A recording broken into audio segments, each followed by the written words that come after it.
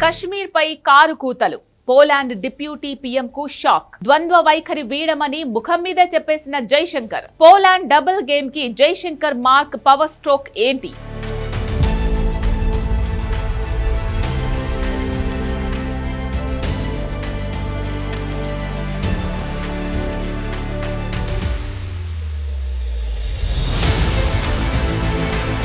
అంతర్జాతీయ రాజకీయంలో ఒక దేశానికి విలువ ఉండాలంటే దాని విదేశాంగ విధానం అంత పర్ఫెక్ట్ గా ఉండాలి. ఒక్కసారి నిర్ణయం తీసుకుంటే దానికి చివరి వరకు కట్టుబడి ఉండాలి. ఎవరో నో చెప్పారనో లేక ఆంక్షలు విధిస్తామని బెదిరించారనో తన నిర్ణయాలను మార్చుకోకూడదు. ఏ ఎండకు ఆ గొడుగు పట్టే ప్రయత్నాలు అస్సలు చేయకూడదు. ఒక్క ముక్కలో చెప్పాలంటే భారత్ తన విధానాలపై ఎంత బలంగా నిలబడుతుందో అంతే బలంగా నిలబడాలి. కానీ పోలాండ్ అలా చేయలేదు. స్నేహం నటిస్తూనే భారత్తో డబుల్ గేమ్ ఆడింది.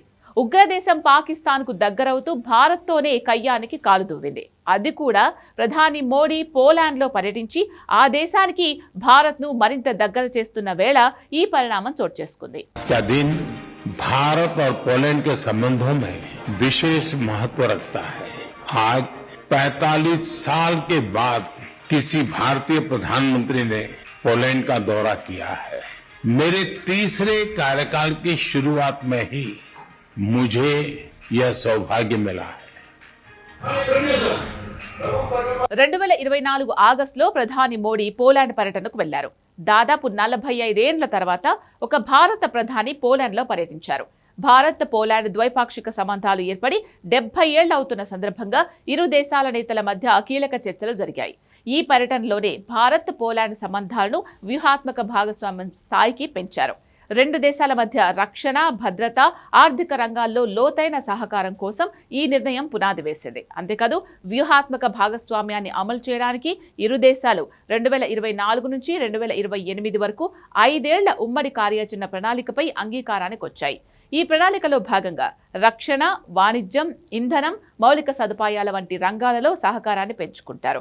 ఇలా పోలాండ్కు దగ్గరయ్యే ప్రయత్నాలు చేస్తున్న వేళ పోలాండ్ డిప్యూటీ పీఎం గత ఏడాది పాకిస్తాన్ పర్యటనకు వెళ్లారు.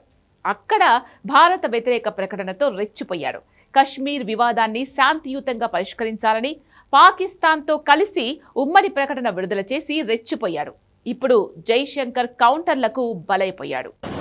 Deputy Prime Minister, you are no stranger to our region and are more than familiar with the long-standing challenges of cross-border terrorism.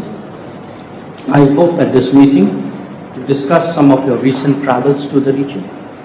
Poland should display zero tolerance for terrorism and not help fuel the terrorist infrastructure. Poland deputy PM Radoslaw సిరోస్కీకి Jaishankar mark counter ఇదే. ఢిల్లీలో జరిగిన ద్వైపాక్షిక భేటీలో పాకిస్తాన్ ఉగ్రవాదంపై Poland కఠిన వైఖరిని అవలంబించాలని డిమాండ్ చేశారు. ఉగ్రవాదం పట్ల ఎటువంటి మెతక వైఖరి ఆమోదయోగ్యం కాదని, భారత్ పొరుగున ఉన్న ఉగ్రవాద నిర్మాణాలను ఏ విధంగానూ ప్రోత్సహించకూడదని హెచ్చరించారు. సరిహద్దు ఉగ్రవాదంతో భారత్ ఎన్ని సమస్యలు ఎదుర్కొంటుందో పోలాండ్కు తెలుసు అన్నారు. దానిని తగ్గించడానికి చర్యలు తీసుకోవాలే కానీ సరిహద్దుల్లో ఉగ్రవాదానికి ఆజ్యం పోయకూడదని చురకలంటించారు. ఇదే సమావేశంలో రష్యా చమురు దిగుమతులు, యుక్రెయిన్ యుద్ధంపై భారత్ను లక్ష్యంగా చేసుకుంటున్న పశ్చిమ దేశాల విమర్శల్ని జైశంకర్ తిప్పికొట్టారు. భారత్ను వాంటెడ్గా టార్గెట్ చేయడం అనుచితం, అన్యాయం అని తేల్చెప్పారు.